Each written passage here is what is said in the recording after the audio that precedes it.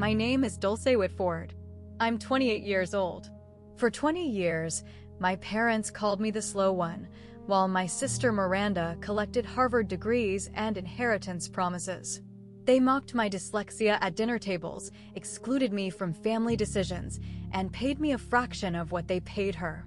But on Miranda's graduation day at the Plaza Hotel, in front of 350 guests, a stranger handed me an envelope that would expose every lie my parents ever told about me. What they didn't know, Grandma had been watching. She saw everything, and she left me something that would flip the entire Whitford empire upside down. The Whitfords were old money Manhattan, the kind of family whose name appeared on hospital wings and museum plaques.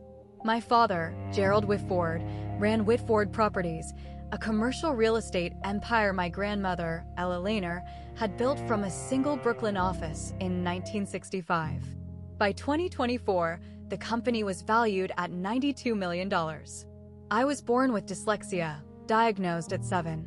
The letters on pages would swim and rearrange themselves, turning simple sentences into puzzles that took me 3 times longer to solve than other kids. My parents' response wasn't support, it was shame. When I was 12, they hired tutors for Miranda violin lessons at Juilliard, French immersion classes, SAT prep with a Princeton graduate who charged $400 an hour. When I asked about getting help for my reading, my mother Priscilla just sighed. Dulce, we've already spent so much on specialists. At some point, we have to accept that some children just aren't academic. I was 12. I believed her. So, I learned to adapt on my own. Audiobooks became my lifeline. I developed a system of visual notes, diagrams, and flowcharts that helped me process information in ways traditional reading couldn't. And every Sunday afternoon, I'd take the train to my grandmother Ella Lehner's apartment on the Upper West Side, where she'd sit with me for hours, explaining concepts through stories instead of textbooks. Dooley, she told me once, her weathered hand covering mine. You read slower than most, but you see things others miss. That's not a disability, sweetheart. That's a different kind of vision. I didn't fully understand what she meant. Then I would eventually, but first I had to survive another 19 years of being the Whitford family's embarrassing secret. Christmas 2018, 20 relatives gathered around the mahogany table in my parents' Upper East Side townhouse. Crystal chandeliers, catered dinner, the annual performance of Whitford family perfection. My father stood at the head of the table, wine glass raised. I'd like to make an announcement, he said, his voice carrying that boardroom authority he wore like a second skin. Miranda has been accepted to Harvard Law School full scholarship. Applause. Cheers. Miranda blushed with practiced modesty. My eldest daughter, Gerald continued, beaming, will be the first Whitford to attend Harvard in 3 generations. She's going to take this family and this company to extraordinary heights. More applause. Uncle Richard clapped Miranda on the shoulder. Aunt Catherine dabbed her eyes with a napkin. Then my father's gaze drifted down the table. To me and Dully, he paused. The warmth in his voice evaporated. Well, Dully is also here. A few relatives chuckled. Soft, uncomfortable laughs. The kind people make when they don't know what else to do. Miranda didn't defend me. She laughed along with them. I stared at my plate. The roasted lamb blurred through the tears I refused to let fall. Under the table, a hand found mine.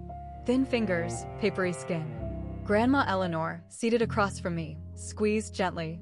When I looked up, her eyes held something fierce, something that looked almost like fury directed at her own son. She didn't say anything. Not then. But 3 months later, she called me to her apartment, said she needed to show me something important. I didn't know it at the time, but that Christmas dinner, that moment of casual cruelty in front of 20 witnesses, had set something in motion, something that would take 5 years to detonate. After graduating from a state university in 2022, not an Ivy, never an Ivy, I applied for a position at Whitford Properties. I wanted to prove I could contribute, that the family business could be my path too. My father agreed to hire me as an administrative assistant. Salary $42,000 a year. That same month, Miranda joined as chief legal counsel. Her salary $280,000 plus bonuses. My job consisted of photocopying documents, booking conference rooms, and fetching coffee for executives who never learned my name. I wasn't invited to a single meeting, never shown a single contract. But I watched and I listened. I discovered something about myself during those long hours in the copy room. I could spot patterns others missed. When executives discussed deals in the hallway, I'd sketch diagrams of the relationships between parties, the flow of money, the potential conflicts. A skill I developed to compensate for my reading difficulties had become something else entirely. Grandma Eleanor had taught me this. During those Sunday afternoons at her apartment, she'd spread out old contracts from the company's early days and show me how to read them, not word by word, but as systems, as structures. Your father reads contracts like a lawyer, she told me once in 2019, just before her health started declining. He looks for what he can exploit. You read them like an architect. You see how all the pieces connect. That same day, she'd handed me a small wooden box, mahogany, with brass hinges. Keep this safe, she'd said. Don't open it yet. When you need it, you'll know. I'd taken the box home, tucked it in my closet, and tried to forget the strange weight of her words. March 2019, Grandma Eleanor's apartment. Grandma. She was 82 then, her once vigorous frame grown thin, her silver hair wispy against the pillow of her armchair, but her eyes, those sharp knowing eyes, hadn't dimmed at all. Sit down, Dooley. I sat across from her in the living room where I'd spent so many Sunday afternoons. The walls were covered with photographs. Ella Lehner breaking ground on her first Brooklyn property in 1965. Ella Lehner shaking hands with Mayor Koh. Ella Lehner accepting a Women in Business Award in 1987. Not a single photo of my father at the helm. I built Whitford Properties from nothing, she said, her voice carrying decades of steel. One office, one secretary, 60 years of work. Your father. She paused and something bitter flickered across her face. Your father inherited it. He didn't build it. He doesn't understand what it means to create something. Grandma, he judges people by their credentials, their degrees, their ability to perform in boardrooms. She leaned forward. I judge people by how they treat those who can't fight back. And you, Dulce, you're the only one in this family who knows how to be kind. She pressed the wooden box into my hands. There's something inside that might help you someday, but not yet. You're not ready yet. And neither is Gerald. Her grip tightened. When the time comes, when he shows you exactly who he is, you'll know what to do. I wanted to ask what she meant, what was inside, why she'd chosen me, but she changed the subject, started talking about the weather, her garden, the book she was reading. 18 months later, she was gone. Pancreatic cancer. I held her hand in the hospice. The only family member at her bedside. The box remained unopened in my closet. April 2024. The email arrived on a Tuesday afternoon. Subject line position restructuring confidential.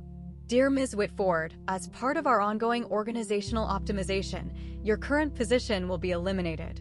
Effective July 1st, 2024. HR will contact you regarding severance options. I read it 3 times. The letters swam, rearranged, settled back into the same devastating message. They were firing me. That evening, I stayed late organizing files no one would ever look at. Through the thin wall separating my cubicle from my father's corner office, I heard voices.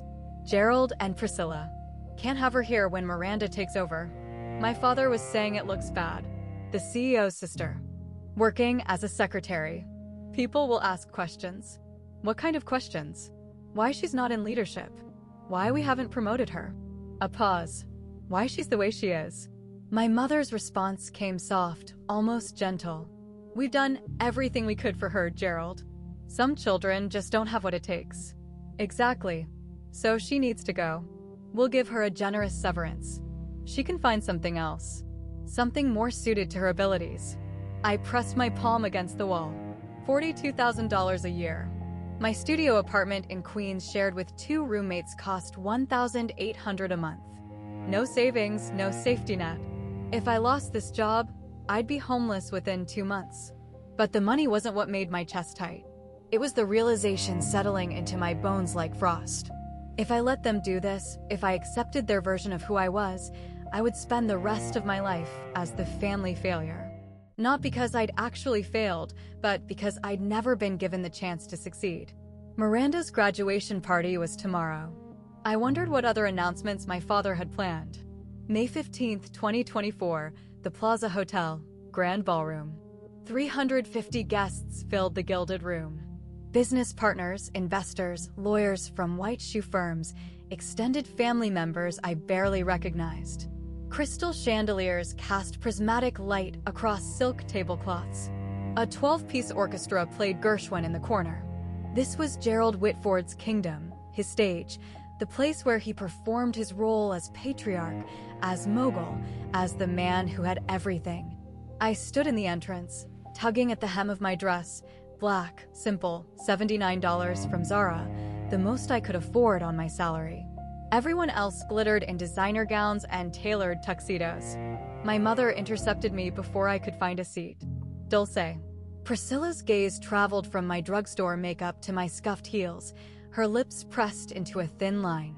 You couldn't find anything nicer. This is what I have. Well, she adjusted her Cartier bracelet. You'll be at table 27 near the service entrance. Try not to draw attention to yourself. Of course, and Dulce. She leaned closer, her Chanel No. 5 overwhelming. Tonight is Miranda's night. Whatever you're feeling, whatever resentment you think you're entitled to, keep it to yourself.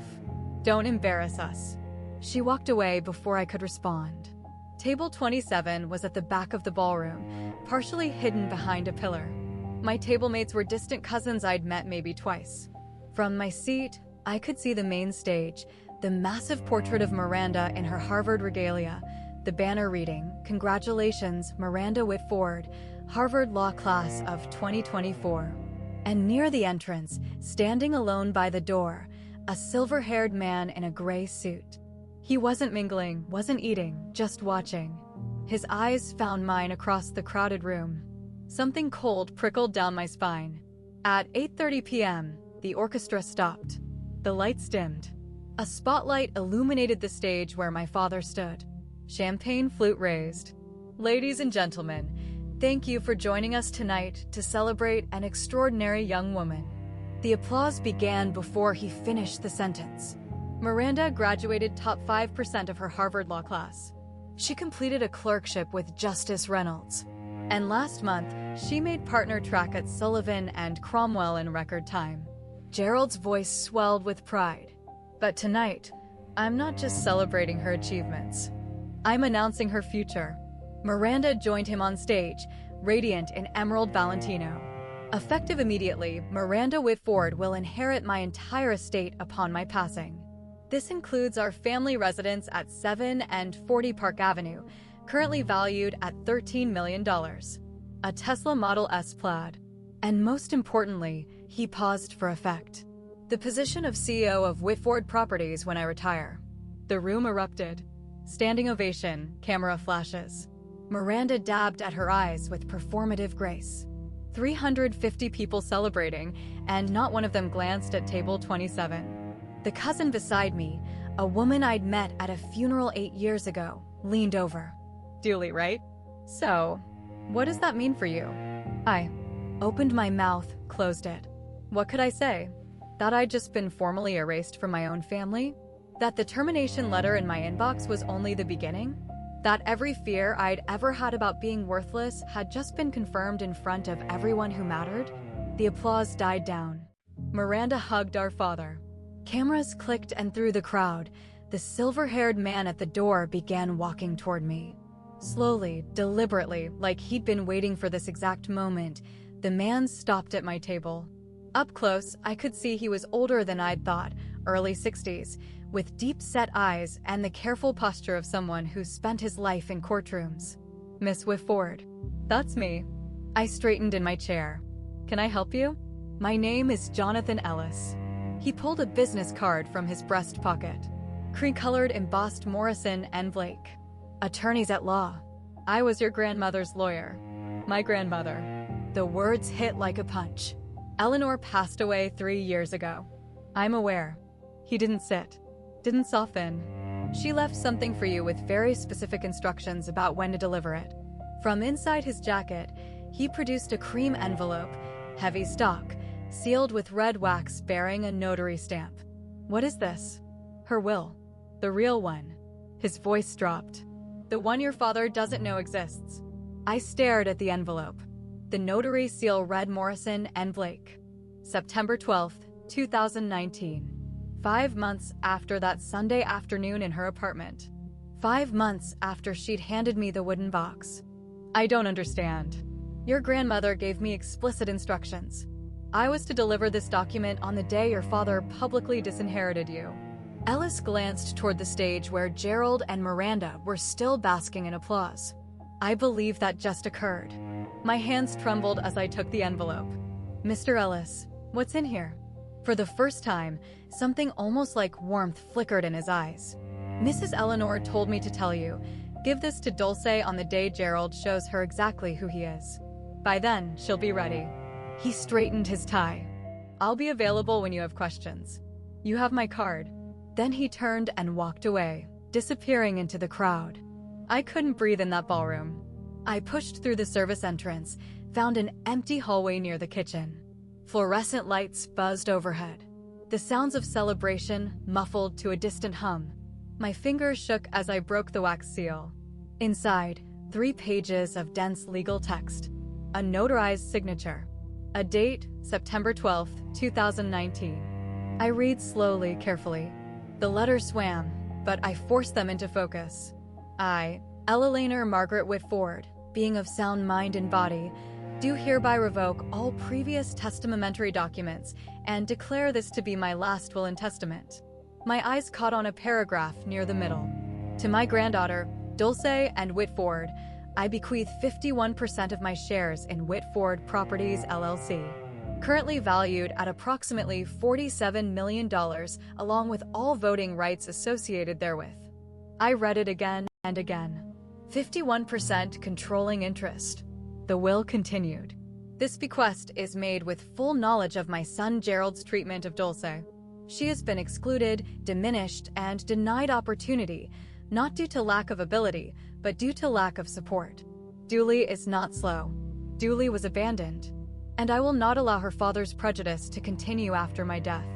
A sob caught in my throat. Grandma had seen. She'd seen everything. Condition. To activate this bequest, Dooley must formally request an emergency board meeting within 72 hours of receiving this document. Failure to act within this window will render this will null and void, and all assets shall transfer per my 2015 testament. 72 hours. The deadline would fall at 8:30 p.m. on May 18th. I leaned against the cold wall, the document clutched to my chest. My grandmother had given me a weapon. Now I had to decide if I was brave enough to use it. Jonathan Ellis was waiting by the coat check when I emerged. You read it. The 72-hour clause. My voice cracked. Why would she put that in? Your grandmother knew you, Miss Whitford. He handed me a second card. This one with a personal cell number handwritten on the back. She knew that if she gave you unlimited time, you might convince yourself not to act. The deadline isn't a punishment. It's permission. Permission to stop waiting for your family to change their minds about you, to take what's rightfully yours. He checked his watch. The deadline is 8:30 p.m. May 18th, 3 days. If you want to proceed, you'll need to submit a formal request for an emergency board meeting. I can help you draft it. Through the ballroom doors, I could see my father still on stage posing for photographs with Miranda. My mother circulated among guests, accepting congratulations as if she'd earned them herself. If I did this, if I invoked the will, I would destroy every relationship I had left. My parents would never forgive me. Miranda would see it as betrayal. But if I stayed silent, I would accept their verdict. I would become exactly what they'd always said I was, the failure, the slow one, the daughter who didn't matter. Miss Whitford. Alice's voice cut through my spiral. Your grandmother believed in you. She spent the last 3 years of her life preparing for this moment. The question is, do you believe in yourself? I looked at the will in my hands, at the elegant signature of the woman who'd held my hand under Christmas tables and taught me to read contracts like architecture. I'll call you tomorrow, I said. We're requesting that board meeting. Ellis allowed himself a small smile. She said you would. I'm going to pause here for just a moment. If you've ever been underestimated by the people who were supposed to believe in you, if you know what it feels like to be dismissed, I want you to comment the word enough below. Let me know I'm not alone in this. And if you want to see what happened when I walked into that boardroom, keep watching because we're just getting started. Now, back to the story. That night, back in my cramped Queens apartment, I finally opened the wooden box. My roommates were asleep. The only light came from the street lamp outside my window, casting orange stripes across my bed, where I sat cross-legged, the mahogany box in my lap. The brass hinges creaked as I lifted the lid. Inside a handwritten letter on Eleanor's personal stationery, a faded document with a 1965 date stamp and a USB drive, sleek and modern, clearly added much later. I reached for the letter first. My dearest Dulce, if you're reading this, then Jonathan has done his job, and your father has done exactly what I feared he would. I'm sorry I couldn't protect you while I was alive, but I can protect you now. The enclosed document is the original partnership agreement from 1965 when I founded Whitford Properties with 2 colleagues who have long since passed. Your father has never seen it. It establishes that the founder's shares carry permanent voting rights that cannot be diluted or transferred without board approval. The USB contains something else, something your father hoped I'd forgotten. In 2018, Gerald proposed a resolution to reduce my voting rights from 51% to 10%. His stated reason: I was too old to understand modern business.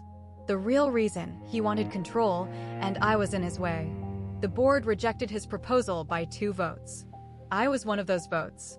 I never forgot what he tried to do. And I never forgave him for the way he treated you to justify it. As though diminishing you somehow proved I was unfit. Use this wisely, Dulce. Not for revenge, for justice. All my love, Grandma Eleanor. I plugged the USB into my laptop. The file was labeled Board Meeting Minutes, March 2018. PDF. My father's attempt to strip his own mother of power. Documented timestamped evidence. May 16th, 91 a.m. Margaret Coleman answered on the second ring. Duly Whitford. Her voice carried the rasp of someone who'd smoked for decades and laughed even longer. I've been wondering when you'd call. You know who I am. Sweetheart, your grandmother and I built half of Brooklyn together in the 70s. She talked about you constantly. A pause. She also told me about the will 3 years ago, right before she passed. I gripped my phone tighter. Then you know what I'm about to do. I know what you're considering doing. There's a difference. Margaret's tone shifted. Sharper now, more businesslike. You want to request an emergency board meeting? That requires 3 board members to sign the petition. I'm 1. You'll need 2 more. Can you help me find them? I can do better than that. I heard papers shuffling in the background.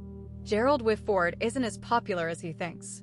His management style is, let's call it, autocratic. At least 4 board members have expressed concerns privately. They just need someone to go first. Hope sparked in my chest. Who? Richard Holloway. Susan Park. She corrected herself. Susan Parker. They've both been on the receiving end of Gerald's temper in closed sessions. I'll make some calls. Another pause. Dooley, I need you to understand something. This isn't going to be pleasant. Your father will fight. Your sister will fight. They'll say terrible things. They've been saying terrible things my whole life. At least now I get to respond. Margaret laughed. A warm, genuine sound. Eleanor always said you had steel under all that quiet. I'm starting to see what she meant. She cleared her throat. I'll have the petition ready by tonight. Board meeting request May 18th, 10 a.m. Whitford Tower, 42nd floor. Thank you, Margaret. Don't thank me yet. Thank me when you're sitting in that boardroom. May 17th, Gerald found out about the board meeting at 4 p.m. I know this because Miranda called me 45 minutes later, her voice tight with controlled fury. What did you do? I was sitting in my cubicle at Whitford Properties pretending to organize files. I don't know what you're talking about. Dad just got a notice from the board secretary. Emergency meeting tomorrow. Requested by Margaret Coleman and 2 other directors. A pause. Sharp as broken glass. Margaret Coleman hasn't requested anything in 15 years. What did you do? Maybe she has concerns about company management. Don't play games with me, Dooley. Miranda's composure cracked. If you're trying to embarrass us, trying to make some kind of scene, I'm just doing my job, Miranda. Same as always. She hung up without saying goodbye. 20 minutes later, Gerald stormed past my cubicle on his way to his office. He didn't look at me, didn't acknowledge I existed, just slammed his door hard enough to rattle the windows through the wall. I heard him on the phone. Ridiculous waste of time. Margaret's probably going senile. We'll address her concerns and move on. No, I'm not worried. Dooley, my God, Miranda, she can barely read a spreadsheet.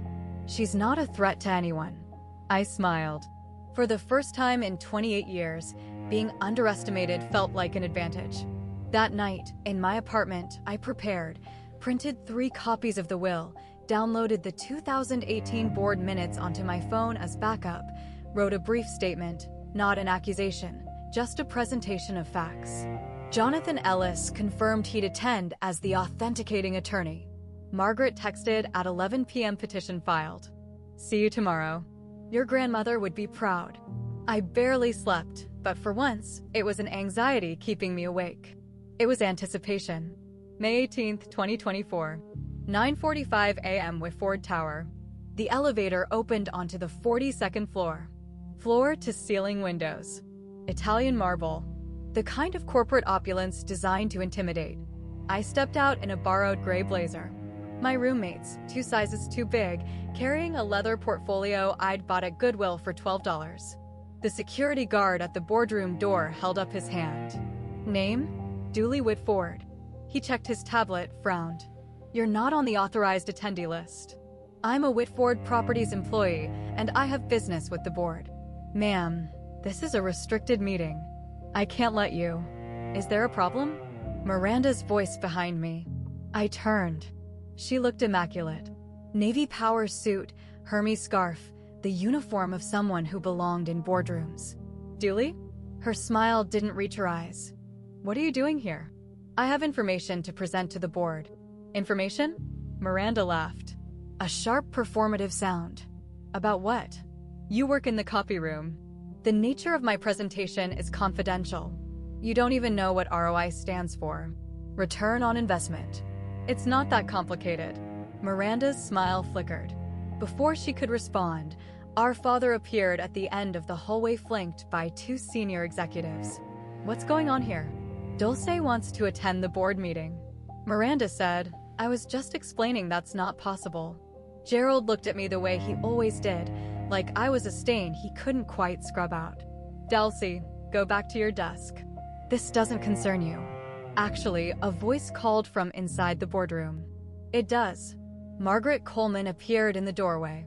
72 years old, silver-haired, standing with the quiet authority of someone who'd been building empires when Gerald was still in diapers. I invited her. She is standing to address the board. Margaret smiled. Let her in. Gerald's jaw tightened. For a moment, I thought he might physically block the door, but Margaret Coleman had been a board member for 32 years. Her authority in that room exceeded his. Fine. My father's voice was ice. Let her speak. We'll see how long it takes before she embarrasses herself. The boardroom was smaller than I'd imagined. An oval table of polished walnut. 12 leather chairs, portraits of past executives on the walls, including I noticed my grandmother Eleanor, her painted eyes seeming to watch from above the fireplace. 12 board members took their seats. Gerald at the head, Miranda to his right, not officially a board member yet, but positioned as he apparent. I was directed to a chair at the far end, the children's table of corporate governance. In the corner, Jonathan Ellis sat with his briefcase. He caught my eye, nodded once. Robert Hartley, the board chairman, a distinguished man in his mid-60s who'd known my grandmother for decades, called the meeting to order. This emergency session was requested by Margaret Coleman, Richard Holloway, and Susan Parker. Margaret, you have the floor. Margaret rose. Thank you, Robert. I'll keep my remarks brief. She gestured toward me. The matter I wish to address concerns a document that has recently come to light, a document that affects the ownership structure of this company. I yield my time to Miss Dooley Whitford. All eyes turned to me. Miranda smirked.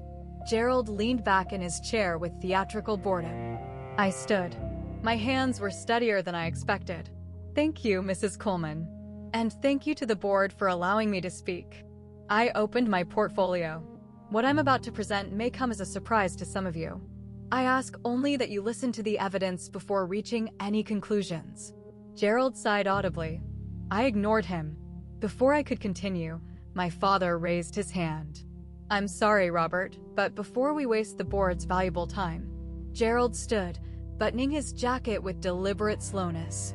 I need to provide some context. Gerald, Margaret started. Dulce is my daughter. His voice carried that patronizing warmth he used for difficult clients, and I love her, but she's not qualified to address this board on any business matter. She works in an administrative role. She has no legal training, no financial background, no strategic experience. Miranda chimed in, her tone dripping with false sympathy. Julie also has dyslexia. She struggles with reading. We've tried to support her, but she shrugged elegantly. Some limitations can't be overcome with effort alone. A few board members shifted uncomfortably. What we're seeing here, Gerald continued, is a troubled young woman acting out, perhaps due to the announcement at Miranda's graduation party. Sibling jealousy is Mr. Whitford. Robert Hartley's voice cut through like a gavel. You'll have an opportunity to respond, but Miss Whitford requested this time, and she's entitled to use it. Gerald sat down. His expression promised consequences. Miranda caught my eye and mouthed, "You're embarrassing." Yourself. I looked at them both, my father, my sister, and felt something shift inside me. Not anger, something colder, clearer. They weren't trying to protect me. They weren't even trying to protect the company. They were trying to protect their version of the story, the version where I was nothing. Thank you, Mr. Hartley. I pulled the document from my portfolio. I won't be discussing my reading ability today. I'll be discussing this. I held up the will. The room went silent. This is the last will and testament of Ella Laner Margaret Whitford, founder of this company, notarized September 12, 2019. Gerald's face drained of color. That's impossible. Gerald's voice came out strangled. My mother's will was executed in 2015. I have a copy. You have a copy of her previous will. I kept my voice level. Clinical. Under New York Estates Powers and Trusts Law, a subsequent ballot will automatically revoke all prior testament documents. This will, I placed it on the table, was executed 4 years after the one you possess. I slid the document to Robert Hartley, Mr. Ellis. I gestured to Jonathan, who rose from his corner seat. Would you please confirm the authenticity of this document? Jonathan approached the table. I'm Jonathan Ellis, partner at Morrison & Blake. I served as Ella Laner Whitford's personal attorney from 2008 until her death in 2021. I can confirm this will was executed in my presence on September 12, 2019. It was witnessed by 2 independent notaries, and the original is held in escrow at Chase Private Client. Robert Hartley studied the document. His eyebrows rose. This will bequeath 51% of Whitford Properties shares too. He looked up at me. To you, Miss Whitford. Murmurs rippled around the table. That's a forgery, Miranda said, but her voice had lost its confidence. It's not. Jonathan's response was immediate. And I'd advise you against making accusations of fraud without evidence, Miss Whitford. Morrison & Blake's reputation speaks for itself. Gerald slammed his palm on the table. This is absurd. My mother was ill. She was being manipulated. Manipulated? I pulled out my phone. Perhaps you'd like to explain this then. I pressed play on the 2018 board meeting audio. My father's voice filled the room. Eleanor is 81 years old. She doesn't understand modern business. I moved to reduce her voting rights to 10%. The recording ended. The silence that followed was absolute. That recording. Gerald's face had turned a mottled purple. That was a private board discussion which Eleanor attended. I kept my voice steady. She recorded it as was her right as a shareholder. Robert Hartley set down the will. His expression had shifted from neutral to something harder. Miss Whitford, would you read the relevant passage aloud? For the record, I nodded, took a breath. To my granddaughter, Dulce and Whitford, I bequeath 51% of my shares in Whitford Properties LLC, along with all voting rights associated therewith. I paused, letting the words settle. This bequest is made with full knowledge of my son Gerald's treatment of Dooley. She has been excluded, diminished, and denied opportunity, not due to lack of ability, but due to lack of support. Miranda made a choking sound. Dooley is not slow. Dooley was abandoned, and I will not allow her father's prejudice to continue after my death. I looked directly at my father. Gerald has confused credentials with character, degrees with worth. He tried to strip me of my voting rights because I saw through him. He marginalized Dulce because she reminded him of the kind of person he refuses to be. Gerald said nothing. His hands, I noticed, were trembling. The will concludes, I built this company from nothing. I choose who carries it forward. I choose Dooley. Robert Hartley removed his reading glasses. Jonathan, you can confirm this document is legally binding. I can. The 2015 will is superseded. As of this moment, Dulce Whitford is the majority shareholder of Whitford Properties.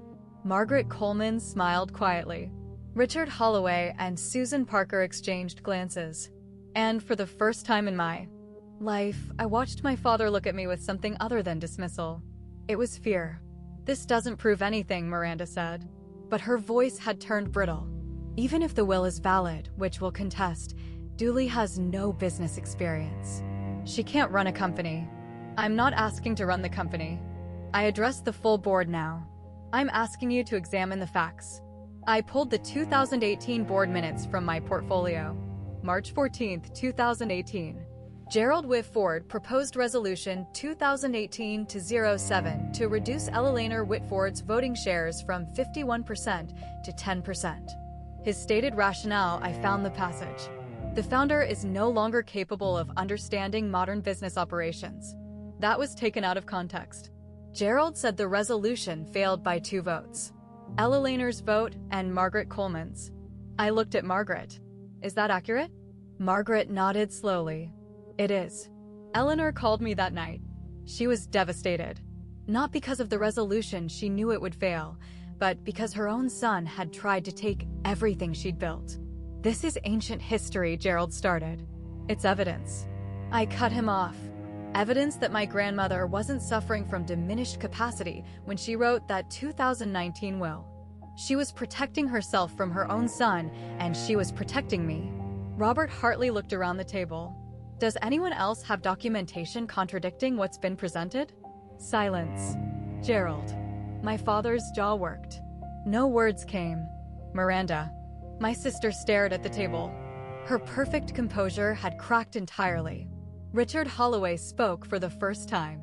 Robert, I think we need to recess and have legal counsel review these documents. Agreed. Hartley checked his watch. We'll reconvene in 15 minutes. Jonathan, please remain available. The board members rose. Conversations broke out in hushed tones. Gerald didn't move. He sat frozen, staring at his mother's portrait on the wall. I wondered if he could feel her watching. 15 minutes stretched into 45. The board's legal counsel, a thin man named Patterson, whom I'd never met, spent the entire time on his phone with Morrison and Blake, Chase's private client, and the New York State Court's records office. I sat alone at the end of the table. Jonathan Ellis brought me a glass of water. Margaret Coleman patted my shoulder as she passed. Gerald and Miranda huddled in the corner, their whispered argument growing increasingly heated. Finally, Patterson returned to the table and whispered in Robert Hartley's ear. Hartley's expression flickered, surprise, then resignation. Please take your seats. The board members filed back to their chairs. The tension in the room had crystallized into something brittle. Our legal counsel has confirmed the following, Hartley read from his notes. The will presented by Miss Whitford is valid under New York state law. It supersedes all previous testament documents. Effective immediately, Dullian Whitford holds 51% of Whitford Properties shares. Someone inhaled sharply.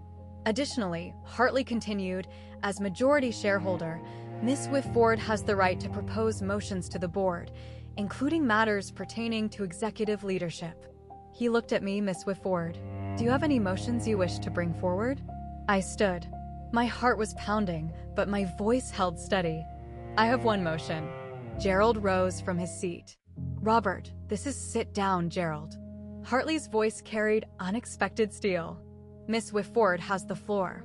Gerald sat. His face had gone gray.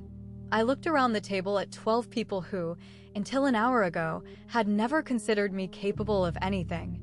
Now they waited for my decision. The power to destroy my father's career was in my hands.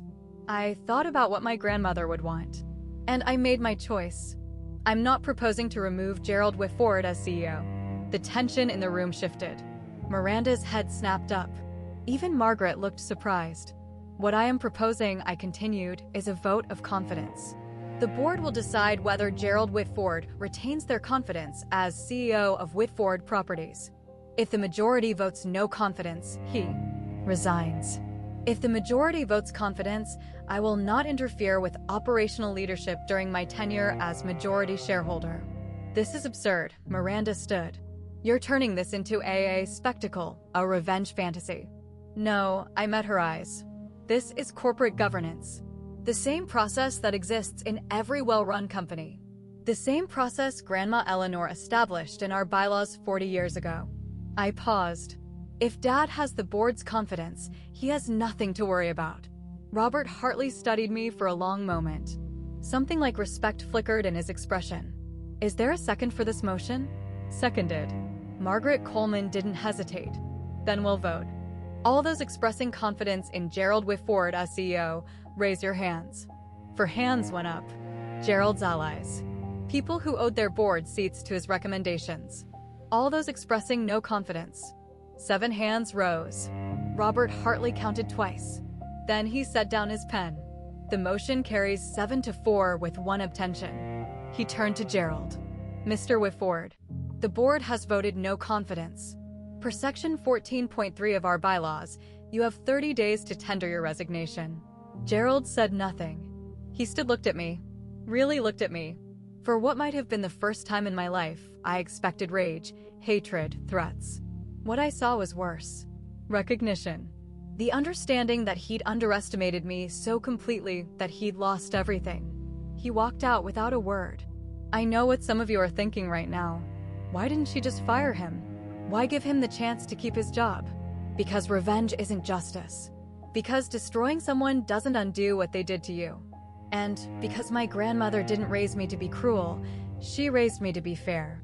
If that resonates with you, hit like, hit subscribe, turn on notifications because the story isn't over. Not even close. Now, back to what happened after that boardroom cleared. Gerald caught me in the private corridor outside the boardroom. Priscilla was with him. Someone must have called her during the recess. Her face was tear-streaked, mascara bleeding down her cheeks. You. Gerald's voice was barely controlled. You ungrateful, scheming Gerald. Priscilla put a hand on his arm. Not here. Not here. She just destroyed our family in front of 12 people. I stood my ground. I didn't destroy anything. I told the truth.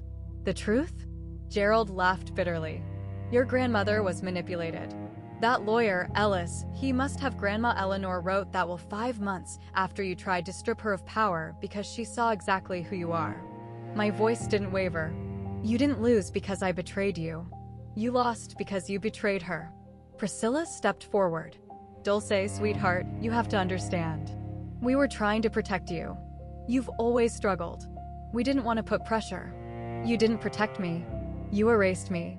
28 years of silence crystallized into words. Every Christmas dinner, every family photo, every conversation where you talked about Miranda's achievements and pretended I didn't exist. That wasn't protection. That was abandonment. That's not fair. You're right. It wasn't fair. I met my mother's eyes. I spent my whole life trying to prove I was worthy of this family. I'm done proving. The documents speak for themselves. Gerald grabbed my arm. This isn't over. We'll contest that, Will. Will. I pulled free. You'll lose. And you know it. Because Grandma Eleanor planned for every contingency, including this one. I walked toward the elevator. Behind me, I heard my mother's voice. Dulce, wait. I didn't wait. For the first time in my life, I didn't need their permission to leave. The elevator doors closed on my parents' faces. I leaned against the brushed steel wall, finally allowing myself to breathe. The adrenaline that had carried me through the past 2 hours began to ebb, leaving something unexpected in its wake. Not triumph, not satisfaction, grief. I just severed 28 years of hoping things would change, of believing that if I was patient enough, quiet enough, good enough, my parents would eventually see me, love me the way they loved Miranda. That hope was dead now. I'd killed it myself. The elevator descended 42 floors. By the time it reached the lobby, I'd wiped my eyes and straightened my borrowed blazer. Jonathan Ellis was waiting by the security desk. That was he searched for the word. Remarkable. It was necessary. Your grandmother would agree. He fell into step beside me as I walked toward the exit. What happens now? Now I go home, sleep, try to figure out what my life looks like without the family I thought I had and the company. I don't want to be CEO. I never did. We stopped at the revolving doors. I just want the company my grandmother built to be run by people who actually care about it, not people who see it as their personal inheritance. Ellis nodded slowly. The board will want to meet with you, discuss transition plans, your role going forward. I know, but not today. I pushed through the door, felt the Manhattan sunlight hit my face. Today, I just need to be Dooley Whitford, not a shareholder, not a victim, not a symbol. And tomorrow, I looked back at Whitford Tower, 42 stories of glass and steel bearing my family's name. Tomorrow, I start building something new. May 19, 2024. Gerald Whitford signed his resignation letter at 4 p.m. I wasn't there. I learned about it through an email from Robert Hartley. Miss Whitford, your father has tendered his resignation effective June 15, 2024. The board has appointed me as interim CEO while we conduct a search for permanent leadership. Additionally, the board has voted to offer you a formal position strategic advisor to the board. This role would allow you to participate in major decisions while you determine your long-term relationship with the company. Please let me know your thoughts. Regards, Robert Hartley. I read the email 3 times. Have it. And then forwarded it to Jonathan Ellis for review. His response came within an hour. Fair offer. No hidden strings. Congratulations, Dulce. That evening, an all-staff email went out to the Whitford Properties team. Effective June 15th, Gerald Whitford will step down as CEO. Robert Hartley will serve as interim CEO. Additionally, the board welcomes Dulce Whitford as a strategic advisor in her capacity as majority shareholder. We thank Gerald for his years of service and wish him well in future endeavors. My phone buzzed with messages. Colleagues I'd worked beside for 2 years, people who'd never learned my name suddenly wanted to have coffee, to reconnect, to catch up. I ignored most of them. But one message stood out from Patricia Morales, an executive assistant who'd started at the company in 1987, who'd worked directly with my grandmother. Dooley Eleanor used to talk about you constantly. She said you saw things others missed. I never understood what she meant until today. Welcome to the boardroom. She'd be so proud. I saved that message. Some validation doesn't come from family. Sometimes that's better. 1 week later, the story went public.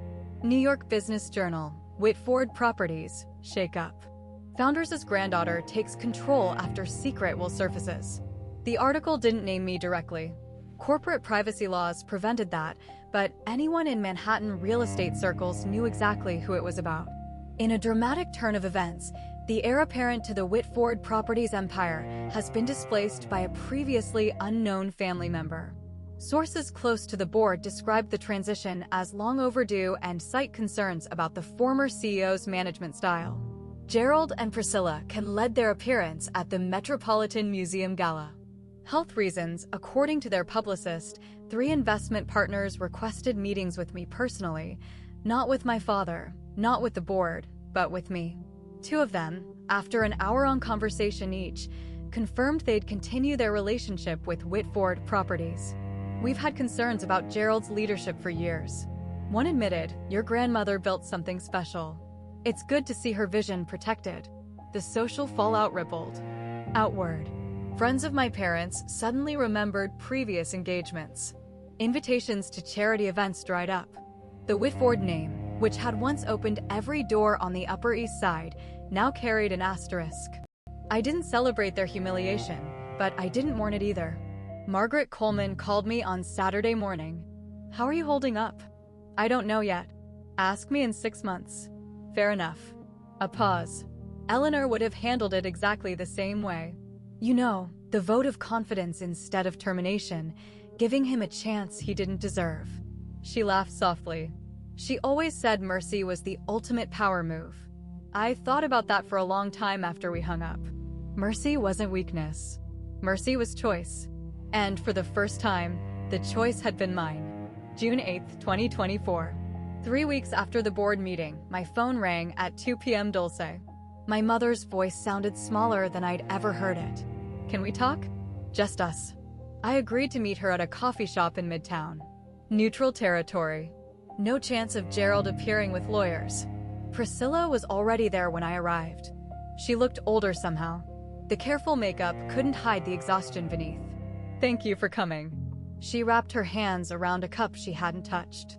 "I know I don't deserve it." "What do you want, Mom?" "To apologize." The word came out cracked. "For everything. For the way we treated you? For the things we said? For the things we didn't say? Are you apologizing because you're sorry or because everything changed?" She flinched. The question hung between us like smoke. "Both," she finally admitted. "I'm ashamed to say it, but both." Her eyes welled. "I was so focused on Miranda's success, on maintaining appearances. I told myself we were protecting you from expectations you couldn't meet. But that was a lie. I told myself so I wouldn't have to feel guilty.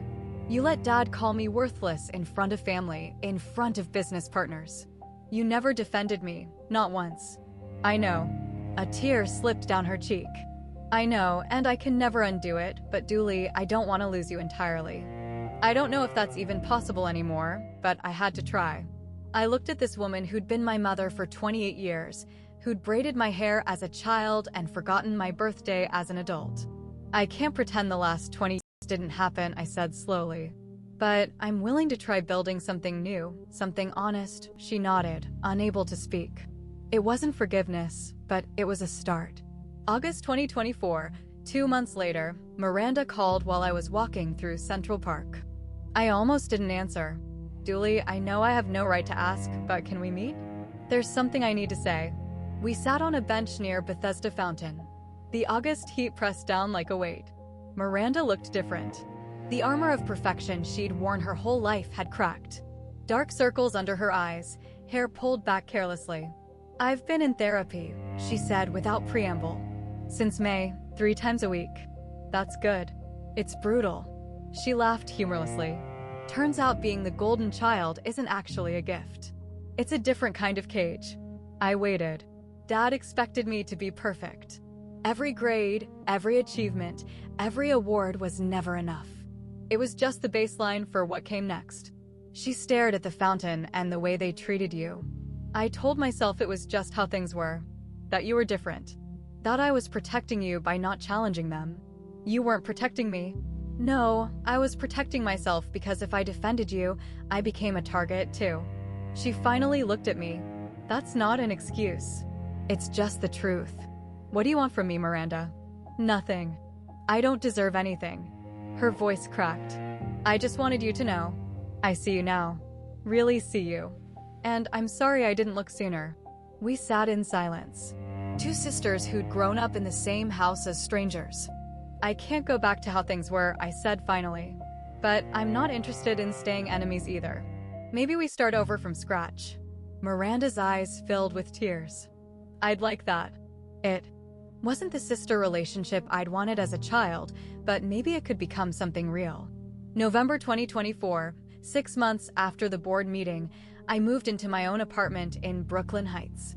1 bedroom, pre-war building, a view of the bridge my grandmother had walked across to her first office in 1965.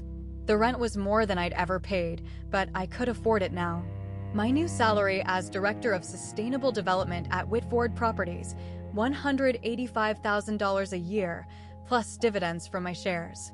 The title was my idea, a new division focused on green building practices, sustainable real estate, environmental impact assessments, the kind of innovation my grandmother would have championed if she'd lived to see it. Gerald called once a month now, short conversations, polite. He asked about the weather, about my new apartment, about work. We both pretended the past hadn't happened. It was easier that way. Priscilla and I had lunch every other week. Slowly, awkwardly, she was learning to see me as a person instead of a problem. It wasn't the mother-daughter relationship I'd dreamed of, but it was honest, which was more than we'd ever had. Miranda and I got coffee on weekends sometimes. We were learning each other, really learning for the first time. She told me about the pressure she'd carried. I told her about the loneliness. Neither of us pretended the past was okay, but we were writing a new story. On the wall of my apartment, I'd hung my grandmother's portrait, the same one that had watched over the boardroom for 40 years. Sometimes, when the evening light hit it just right, I could almost see her smiling. "You did it, Grandma. I thought you gave me the tools. I just had to be brave enough to use them. 6 months ago, I was invisible. Now, I was finally fully myself." Looking back, I understand something now that I couldn't have understood at 27. My grandmother didn't leave me 51% of her company because I was better than Miranda. She left it to me because she knew I wouldn't let power corrupt me the way it had corrupted my father. Dyslexia isn't my flaw. It's part of who I am, like my visual memory, my patience, my ability to see patterns others miss. The things that made me slow in my parents' eyes were the same things that made me see the truth when everyone else looked away.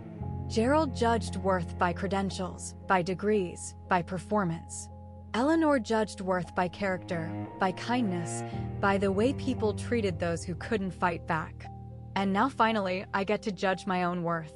Not by what my parents say, not by what my sister achieved, not by what any stranger on the internet thinks, by my own standard, my own measure, my own truth. If you're watching this, and you recognize yourself in my story, if you've ever been the overlooked one, the dismissed one, the one they said would never amount to anything, I want you to know something. You don't need a secret inheritance to prove your value. But you do need to give yourself permission to stop seeking approval from people who will never give it. Boundaries aren't walls, they're doors. They let you decide who gets access to your life and on what terms. My family hurt me for 28 years, but I didn't need to hurt them back to find peace. I just needed to stop waiting for them to see me and start seeing myself. That's the real inheritance my grandmother left me, and nobody can ever take it away. If this story meant something to you, if it reminded you that your worth isn't determined by the people who failed to see it, I want to hear from you. Subscribe, hit the bell, leave a comment telling me your story. And if you want more stories like this, stories about ordinary people who found the courage to stand up for themselves, check the link in the description. Thank you for being here. Thank you for listening. Until next time.